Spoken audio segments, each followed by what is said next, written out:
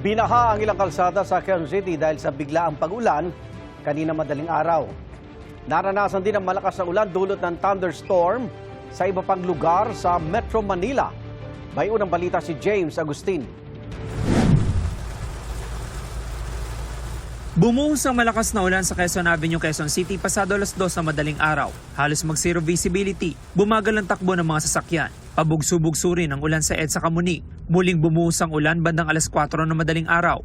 Ang ilang motorcycle rider sa EDSA Camuning sumilong muna sa ilalim ng MRT station para hindi mabasa. Dahil sa pag-ulan na ipon ng tubig pagbaba ng Quezon Avenue flyover, gutter deep ang baha sa EDSA North Avenue. Iniwasan din ng mga motorista ang baha sa bahaging ito ng EDSA Balintawak. May naitala rin pagbaha sa Araneta Avenue corner G. Rojas Street. Maging sa bahagi ng Maria Clara Street, malapit sa kanto ng Araneta Avenue. Gutter deep din ang baha sa Santo Domingo Avenue, corner Calamba Street. Ganyan din ang sitwasyon sa bahagi ito ng NS Amoranto Senior Street.